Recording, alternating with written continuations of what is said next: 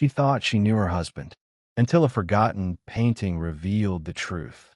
The rain tapped gently against the windows of the Roberts family home in upstate New York. Outside, the trees stood bare in the early spring gloom, their branches shivering under a gray sky. Inside, the air was still, heavy with the silence that comes when time is running out. Henry Roberts lay in a hospital bed set up in the living room, surrounded by the familiar furniture of a life well lived. Photographs lined the mantel.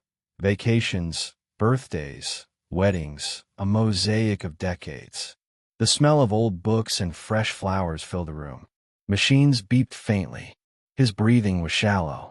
Alice sat on a chair beside him, holding his hand, a hand that once lifted her across thresholds, raised their son, fixed everything from leaky faucets to broken hearts. Now, it trembled with weakness. Her other hand clutched a tissue, wrung to near shreds. She hadn't cried, not really. Not yet. Their grown son, Ben, stood quietly near the fireplace, arms folded, eyes red-rimmed but dry. He had flown in from Chicago when the nurse said it might be a matter of days. It had only taken hours. Henry's eyes fluttered open. His lips moved, dry and faint. Alice leaned closer. "What is it, sweetheart?" she asked, brushing his forehead gently. His gaze seemed to drift past her, through her, as if he were seeing another place entirely. A memory, not a person. His chest rose with effort, and he whispered, hoarse and breathless, "Sophia." One word. A name. Alice froze. Ben looked up sharply. What did he say? Henry exhaled, and his hand twitched in Alice's grasp. "Sophia," he repeated, softer this time, like a sigh. And then silence. No more beeping, just the wind outside, and the stillness of a soul departing. The room was quiet for several seconds before Alice slowly released his hand. She didn't sob. She didn't move. Ben stepped forward, his voice hesitant. "Mom, who's Sophia?" Alice stared at her husband's peaceful face, so familiar, and yet suddenly unknowable. A lifetime of shared dinners, whispered jokes, Sunday mornings, grandchildren's birthdays. And still, this name, this ghost of someone she had never heard of. "I don't know," she whispered, though her voice trembled like she was lying. Not to Ben, but to herself. Because deep down, something had cracked. That night, after the coroner left and friends stopped calling, Alice sat alone in the bedroom they had shared for over 4 decades. She turned the name over in her mind like a puzzle piece that didn't fit. Sophia. Who was she? A nurse? A friend? An old flame? Why had Henry called for her? Not for his wife, not even for his son, in the final breath of his life. Alice had loved her husband deeply. She thought she knew him completely. But now, with just one word, a crack had split through the foundation of everything she believed, and something, she didn't know what yet, had been hiding beneath. The morning after Henry's passing was gray and wordless. No one cooked. No one turned on the TV. Grief had a way of thickening the air, turning movement into effort. Ben lingered in the kitchen, nursing a half cup of coffee gone cold. His mother sat quietly in the living room, eyes fixed on the floor, but clearly somewhere else. Neither spoke of the name. Not yet. But it hovered, in the room, in their minds, in the spaces between silence. After lunch, Ben wandered upstairs. He didn't know why. Maybe just to move. Maybe to breathe. The house still felt like a childhood, but older, heavier. The doors creaked the same. The carpet remembered his footsteps. He passed by his old bedroom, paused at the faded Red Sox poster on the door, then kept going. At the end of the hall, the narrow staircase to the attic waited. His dad had always kept it organized. Rows of boxes, old tools, suitcases they never used. It was Henry's territory. Alice rarely went up there. Dust motes danced in the filtered light from the small round window. Ben climbed up, ducking slightly, the wood groaning beneath him. He passed a box labeled Zmaz 87, another marked bin, college stuff, and then a third, older box, unlabeled but taped tightly shut. Curious, he knelt and peeled the tape off. Inside were things that didn't belong anywhere else. A leather-bound journal, yellowed envelopes, a bundle of photographs, and, carefully wrapped in an old flannel shirt, a small portrait. Ben froze. It was a painting, oil on canvas. A woman, strikingly beautiful in a quiet, gentle way. Her eyes held something he couldn't describe. Longing, strength, maybe even sorrow. Her hair was pulled back, and she wore a pale blue blouse. The brush strokes were delicate, yet precise. It was intimate, too intimate to be just a casual piece. At the bottom corner, in fading cursive script, were the words, MIT Liebe, Sophia, 1973. With love, Sophia. Ben stared at it for a long time. He looked back into the box and found more, old letters and envelopes with German postmarks, tied together with string. A few were open, written in beautiful, looping handwriting. Others were sealed. He picked up one and scanned the return address. Hamburg. Then he saw it. Near the bottom of the box, something metal. An old military dog tag. Henry Roberts.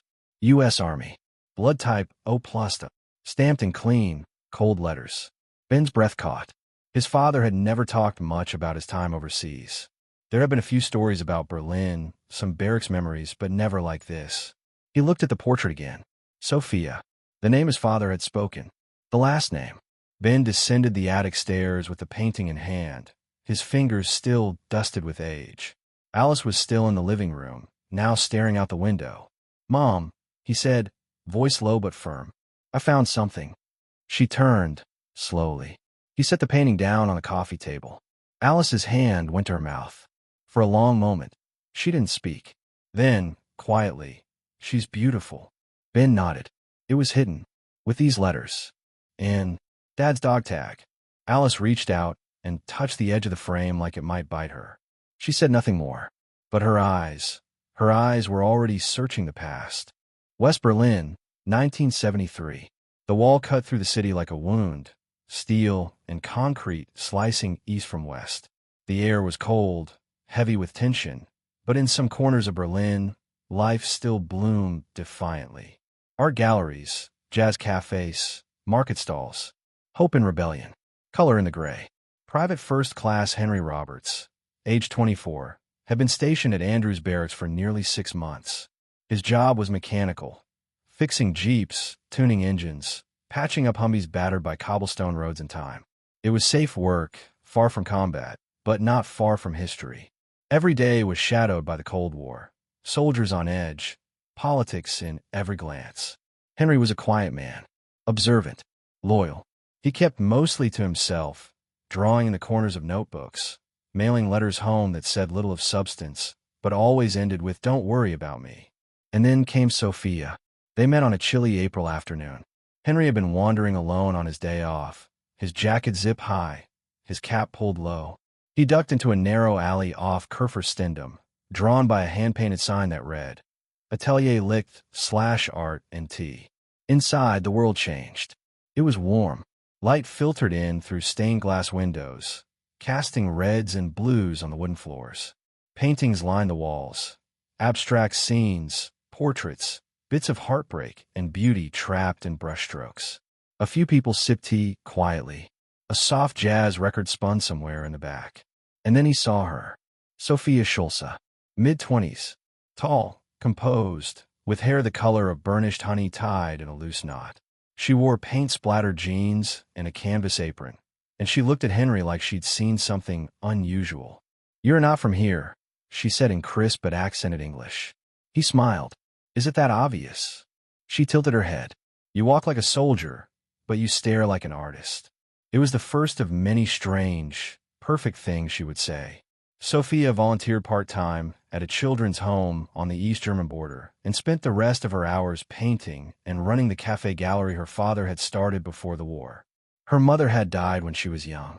Her hands were always stained with color, and she brewed the strongest black tea Henry had ever tasted. Their connection grew slowly, awkwardly, like vines finding the sun. They would walk through Tiergarten, talk about art, share cigarettes and stories, translating each other's silences. Sophia taught him German words. He taught her American slang.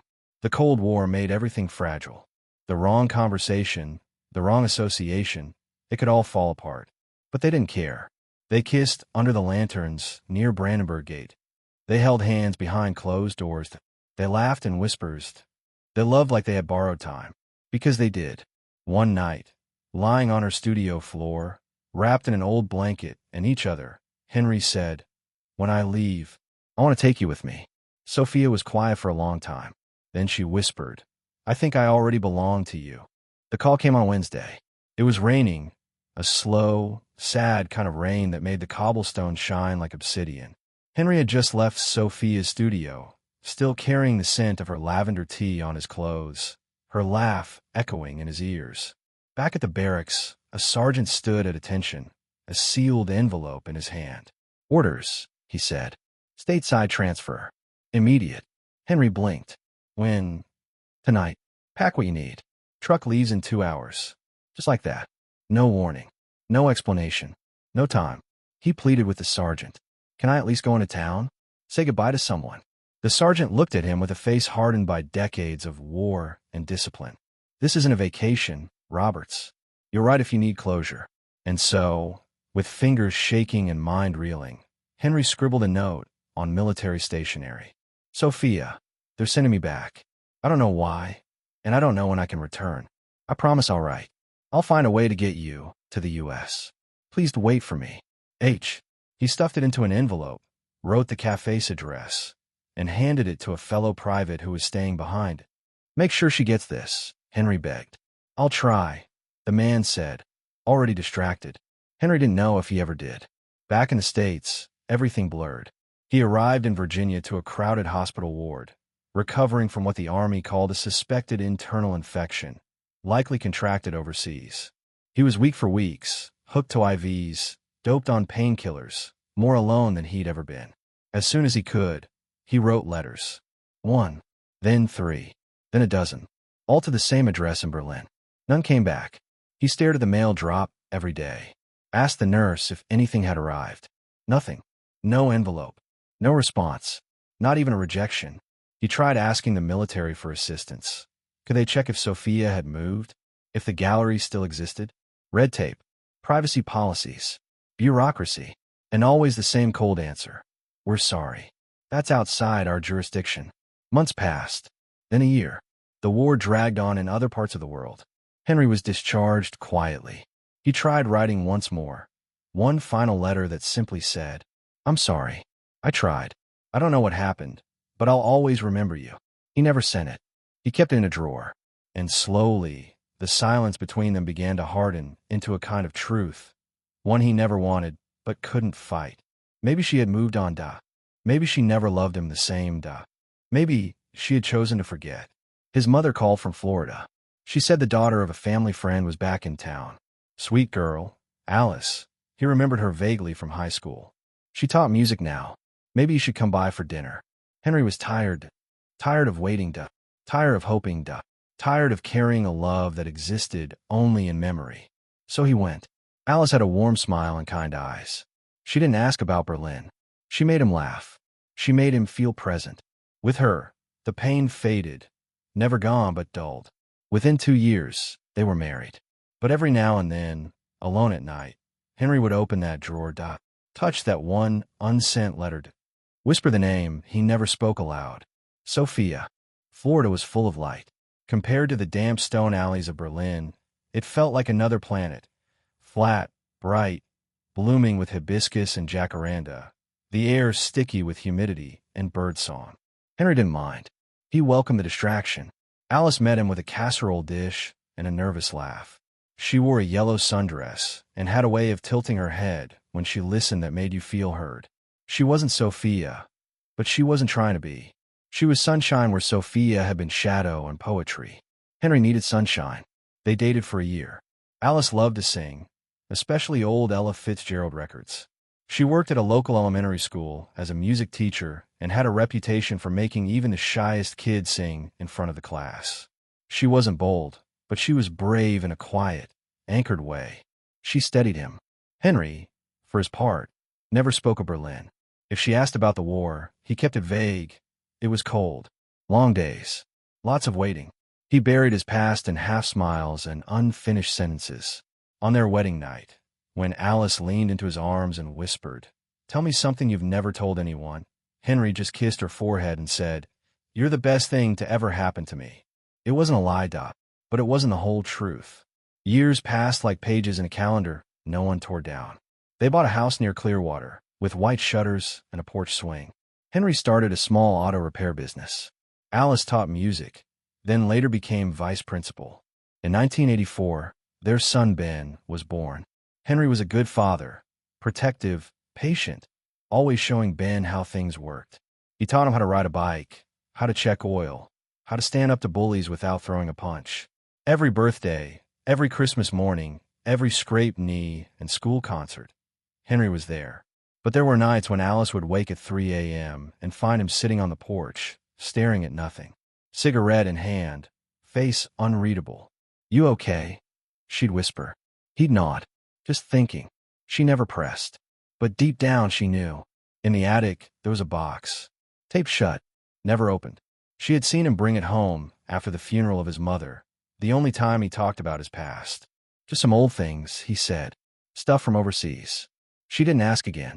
Trust, she believed, meant letting some doors stay closed. Still, some nights, while folding laundry or preparing lesson plans, she'd wonder, what if he loved someone before me?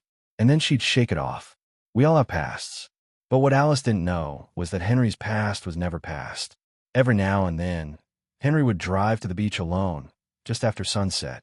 He'd sit on the hood of his truck and watch the tide roll in. The sound of the ocean reminded him of her, of Sophia, and the promises he made in a language half forgotten. He never tried to find her again. The years had made it impossible. The silence between them had grown too thick. And yet, every so often, he'd dream of her. The smell of turpentine and tea, the light of her studio, the warmth of her voice saying his name like a secret. He would wake, heart aching, and kiss Alice on the shoulder. The morning after the funeral, the house fell hollow. Friends had dropped off casseroles. The refrigerator hummed with silent sympathy. Neighbors mowed their lawns as if the world hadn't changed. But inside the Roberts house, time had paused, and in that stillness, the questions had begun to grow. Alice found herself pacing, unable to sit for long. Every corner of the house held memories. But now those memories wore new shadows. A name whispered in the last breath of her husband's life, and a portrait, now resting against the living room wall, of a woman whose eyes she couldn't forget. Sophia. The attic box hadn't left her thoughts. When Ben went out to take a call, she climbed the stairs herself, slowly, deliberately, as if walking toward something she'd long chosen not to see. Inside the box, among the old flannel, letters lay bundled together in twine, their paper yellowed and fragile. Some were creased from being read, perhaps reread, dozens of times. Others were unopened. Alice hesitated, hands trembling, heart pounding in a way she hadn't felt in years. She untied the twine and picked one, dated June 19th, 73. The return address, Schulze Atelier, Hamburg, West Germany. She opened it. "My dearest Henry, it's been 2 weeks since I've heard from you. The note your friend brought said you had to leave quickly, and I pray you are safe. I wait for your letter every day.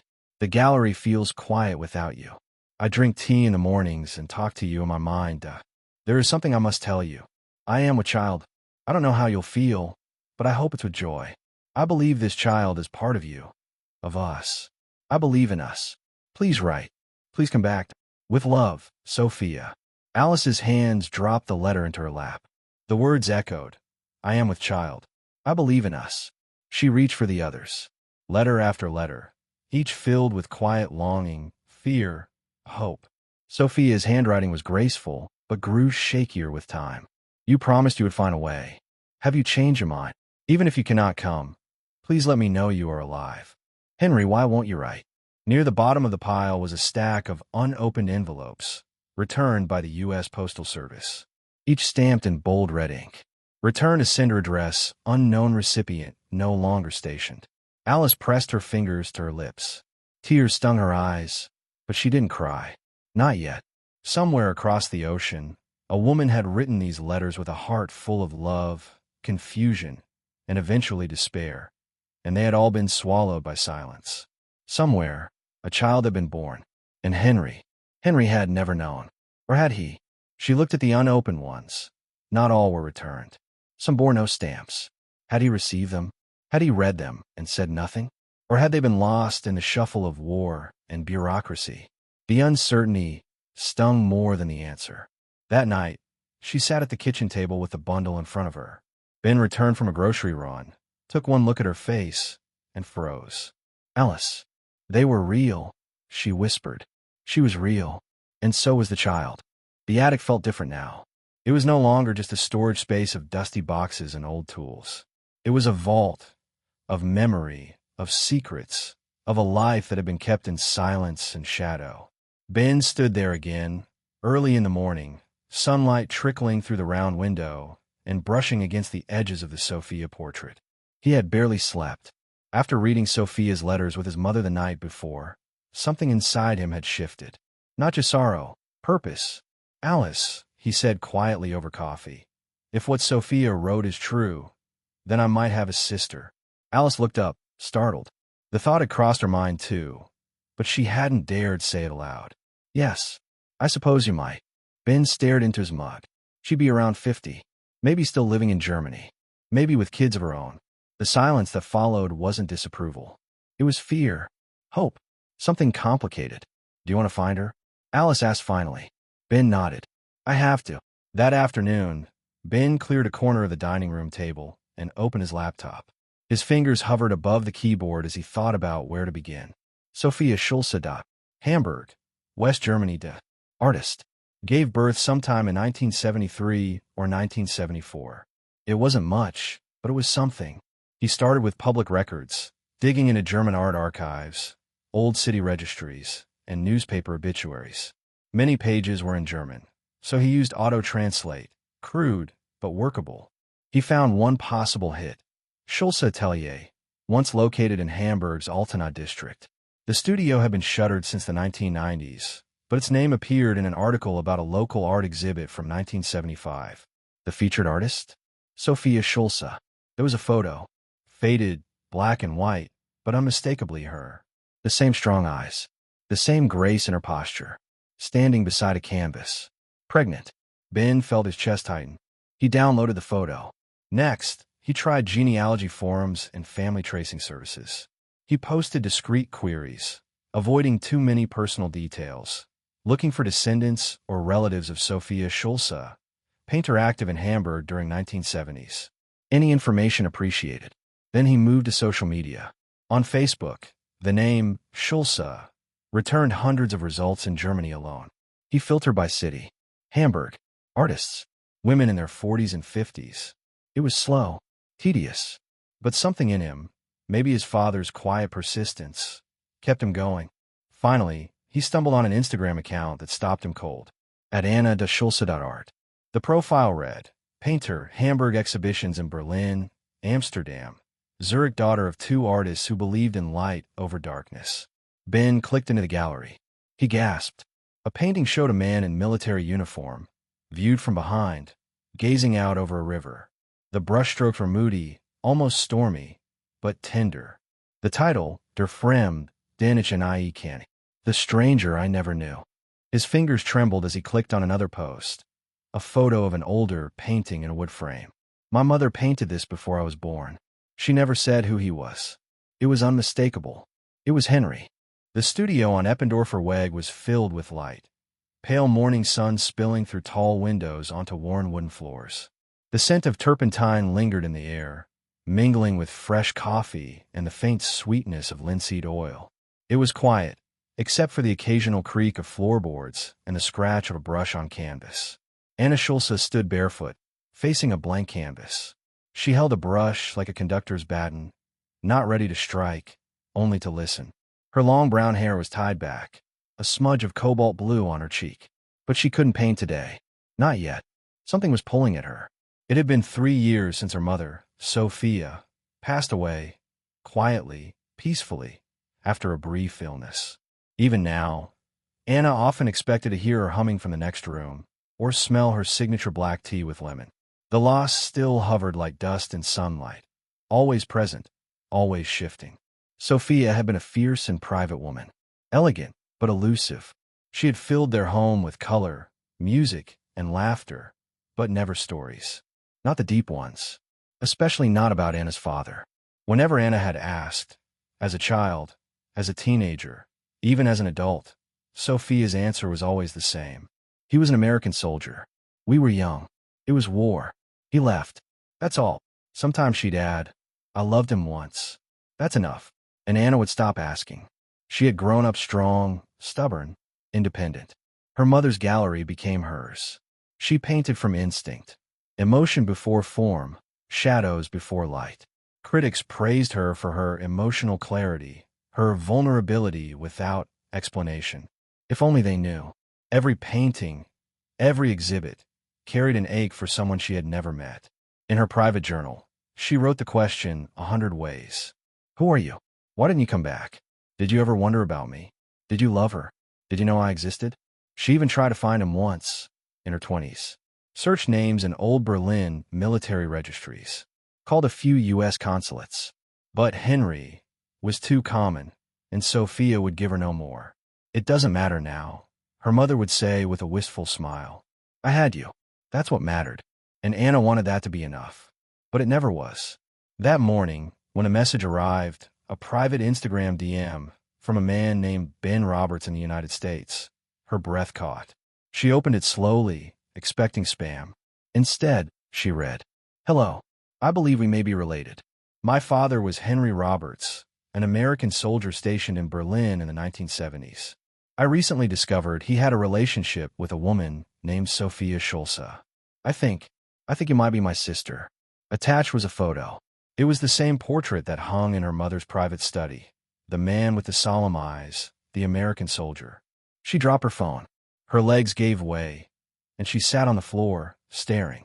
Tears welled in her eyes, but she didn't let them fall. Instead, she whispered, almost involuntarily, You found me. Anna hadn't moved from the floor for nearly an hour.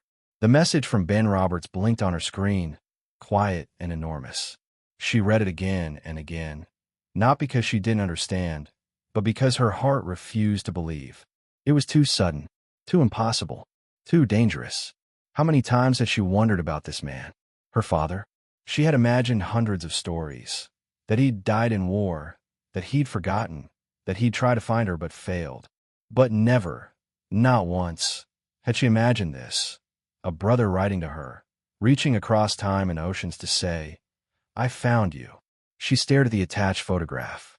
It was her mother's painting, the original hung on the wall of her private study all these years. Anna had always assumed it was a memory, an invention, maybe even a fantasy. But here it was, in someone else's hands. Someone who knew it too well. It was real. He was real. She finally responded late that night. Ben, I'm not sure what to say. I think I need some time. I always wondered, but I never thought I'd get answers. Please tell me more. Within minutes, the reply came. Ben sat at his laptop, hands shaking slightly. He had waited all day for a message, pacing like a man who had set fire to his past, and was waiting to see what rose from the smoke. When he read her words, hesitant, but open, something softened in him. The anger he didn't know he had been carrying began to thaw. He responded gently. I completely understand. This must feel overwhelming. It does for me too. But I wanted you to have this. He attached photographs. One was of Henry, in his later years, standing in front of his repair shop in Florida, grease on his shirt, smiling with Ben as a boy. Another was the wedding photo with Alice. And then a scan of the letter. The one from Sophia. The one where she wrote, I am with child. Ben added, We found these after he passed. He never spoke of your mother. But I think he never stopped remembering her. He kept everything hidden, even from us. But he kept it. All of it. Anna sat with those images on her screen for a long time. Her eyes moved slowly over her mother's handwriting, the emotion in the strokes. And then to Henry's face in the photos. Older, yes, but those eyes. The same eyes in her own reflection. Tears slipped down her cheeks, quiet, hesitant. She wasn't a child anymore, yet it hurt with the rawness of being 5 again, asking, Where's my papa? But this time, there was an answer. She wrote, I believe you. It's all starting to make sense. My mother, she never told me his name, but she never stopped painting him. and I never stopped looking for pieces of myself in every stranger. Until now. Then, Ben, I think I'd like to talk. Maybe even meet. I want to know who he was. I want to know who you are. The next morning, the sun rose over Hamburg in soft gold, casting long shadows through Anna's studio windows. The city stirred slowly outside, cyclists weaving through the cobblestone streets, cafes setting out chairs, church bells chiming in the distance. But inside, time moved differently. Anna stood in front of a tall cabinet tucked behind linen curtains. Her fingers hesitated just a moment before she pulled them aside. "These," she said softly, "are the ones I never exhibited." Ben and Alice stepped forward. The light from the skylight above poured onto a stack of canvases, some wrapped in muslin, others already on easels. Anna began to uncover them one by one, reverently, like revealing a memory too precious to name. The first was a portrait. Henry, as a young man, in uniform. His eyes distant, contemplative, his jaw tensed as if holding words he'd never speak. The background was abstract, swirls of gray and blue. Storm colors. "I painted this when I was 16, Anna said. I had no photograph, just the way she described him. Alice stepped closer, breath caught in her throat. It was uncannily accurate, not just in features, but in presence. The posture, the quiet sadness. Anna turned to another painting, a beach scene in warm sepia tones. A man and woman walking hand in hand, their backs to the viewer. The woman wore a pale blue dress. "This one," Anna said, she titled Zwei Wochen Licht, 2 weeks of light. Ben blinked. "That's how long they were together." Anna nodded. She said he was her angel for a few months, but a ghost for the rest of her life. They stood in silence for several minutes as Anna continued displaying the work. There were paintings of Henry's hands, always reaching, never touching. One of a train station platform scene through blurred tears. Another of a child holding a soldier's hat. Sophia had painted her longing not through faces, but through feeling. Impressionistic pieces that held more truth than any photograph. She never stopped loving him, Alice murmured. "No," Anna agreed. But she never let that love become bitterness. She told me once, "You were not born from loss. You were born from light stolen from war. That makes you rare, not broken." Ben stepped forward and gently picked up a small, square canvas. It showed Sophia alone, standing in a room filled with unfinished canvases. In the mirror behind her, Henry's reflection. Faint, almost ghost-like. Anna said, "She painted that the year before she died." Alice turned away briefly, blinking back tears. She once said, Anna continued, that she wasn't painting to remember him. She was painting to let him know she remembered, in case he ever came back. Ben met her eyes. I think maybe he tried, in his way. Later, as the afternoon light faded and shadows grew longer, Anna wrapped one of the paintings, the one of Henry and Sophia walking hand in hand, and handed it to Ben. "I want you to have this," she said. "He belonged to both our stories." Ben pressed the frame to his chest and nodded. "Thank you. I think he would have wanted that." Alice sat cross-legged on the hotel bed, the soft rustle of turning pages the only sound in the room. The air smelled faintly of lavender from the sachet Anna had slipped into her suitcase. For rest, she'd said with a smile. But rest hadn't come. The canvas Anna gifted Ben now leaned against the dresser, wrapped in brown paper and ribbon. A plane ticket home sat on a nightstand. Tomorrow they would leave Hamburg. Tonight, however, Alice held something heavier than either, a small, leather-bound journal. It had been tucked deep in the bottom of Henry's army duffel, the one Ben had forgotten in storage until their trip. While repacking, Alice opened it and found the worn cover, the initials HR etched faintly into the corner. She hadn't planned to read it, but as her fingers flipped past the title page and into the soft cursive of Henry's hand, her breath caught. Berlin, 1973. The early entries were sparse, mechanical notes, brief impressions. Cold again today. Tea with Sophia. She paints like she's trying to stop time. She told me my laugh sounds like a cello. I don't know what that means. Then, I told her I loved her. She said she already knew. Alice's hands trembled slightly. The entries that followed were longer. Messier. Sentences scratched out. Words rewritten. They gave me orders today. I leave tonight. I didn't get to say goodbye. It doesn't feel real. She doesn't even know. God, how do I leave her? I sent a letter through Baker. He promised he'd deliver it. What if he forgets? What if it never gets to her? Then the handwriting shifted. Darker ink, written months later in America. I wrote again. And again. Nothing. No reply. Maybe she moved. Maybe she got scared. Maybe. I was nothing more than a moment for her. But it didn't feel like that. God, it didn't feel like that. I try to bury it. I met someone new. Alice is kind. Steady. I think she might save me. But sometimes in the quietest parts of the night, I still see Sophia's eyes. Alice paused, her own eyes glassing over. Is it wrong to build a life while still holding the ashes of another? I dreamed of her last night. She was holding a child. I couldn't see its face. I woke up crying. If I could go back, I'd tear through every embassy, every border, every inch of bureaucracy to find her. But I'm not that man anymore. I don't know if I ever was. If this journal is ever found, to whoever reads it, know this. I loved her. I never stopped. And I failed her in ways she'll never know. Alice closed the book gently. As if it were Henry's voice, she was folding shut. She sat in silence, hands resting in her lap, the journal between them. A part of her wanted to weep. Another part didn't. Because now, finally, she understood. Henry hadn't kept Sophia from her out of malice or betrayal. He had done it out of fear, out of grief, out of a desperate attempt to protect the life he'd built, without fully accepting the one he'd lost. He had loved. Twice. And both loves were real. When Ben returned from a walk, Alice handed him a journal. He never stopped looking, she said, even when he stopped searching.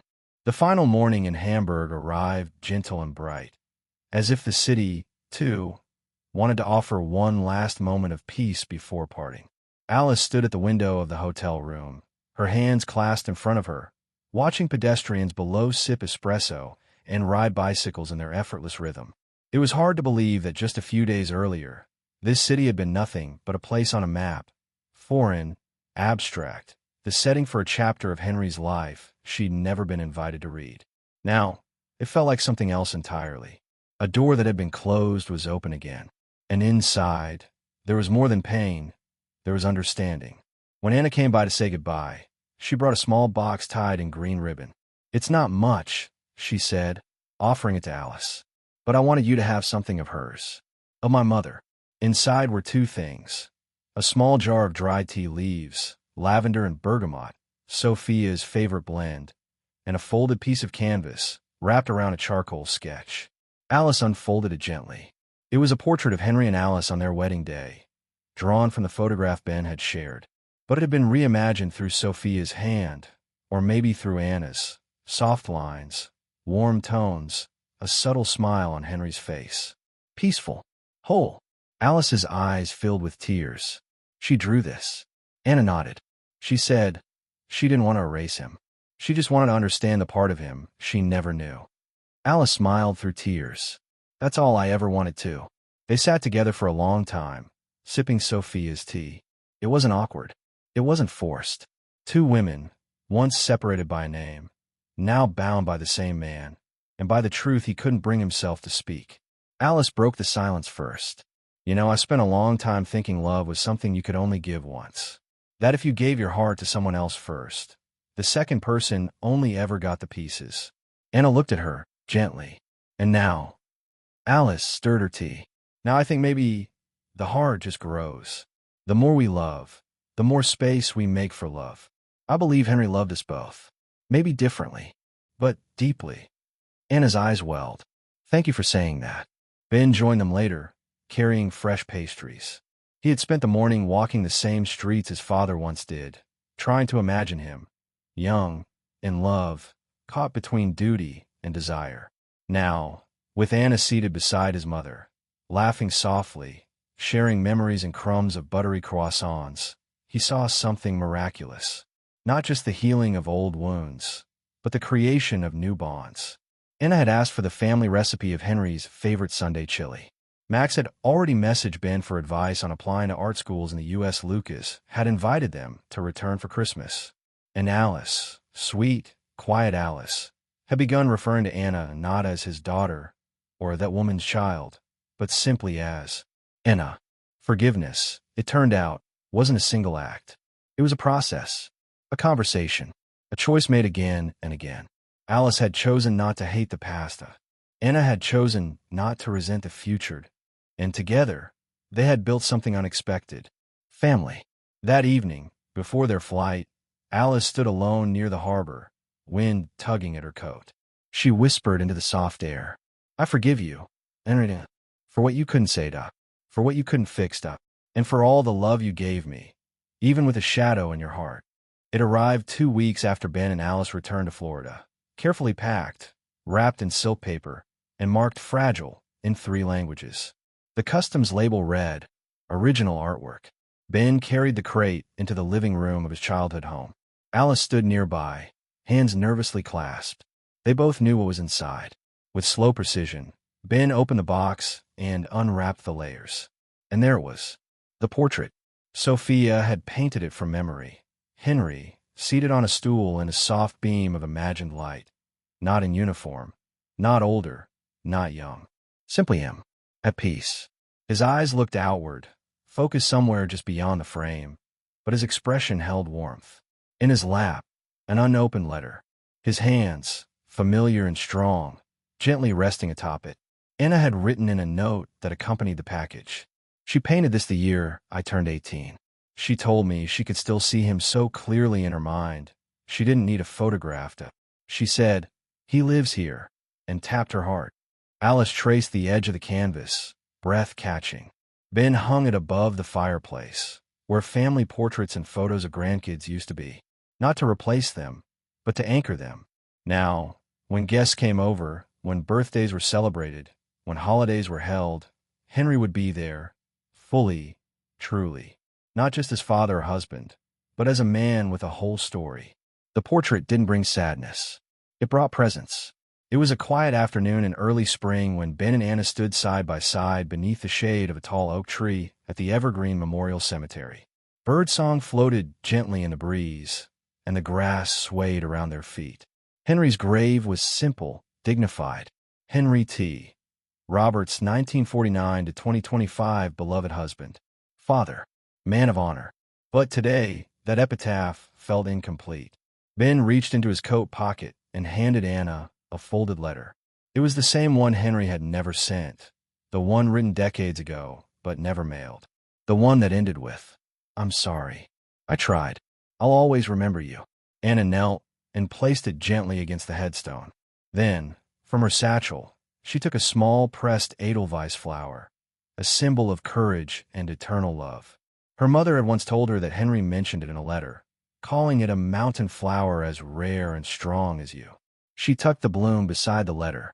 No speeches were made, no eulogies, only a whisper, soft and shared. "We found you, Dad," Ben said. "We remember," Anna added.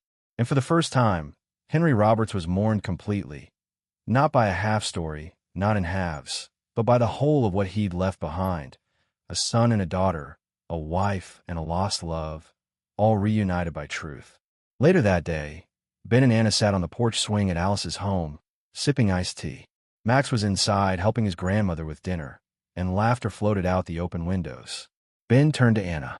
"You ever think how strange it is? We had to lose him to finally find each other." Anna smiled, eyes shining. "Maybe, but I also think he left us just enough to follow." They sat in quiet understanding, not needing more words. Because sometimes love doesn't finish with goodbyes. Sometimes it ends with beginnings. And sometimes peace doesn't come in forgetting. It comes in knowing everything and still choosing love.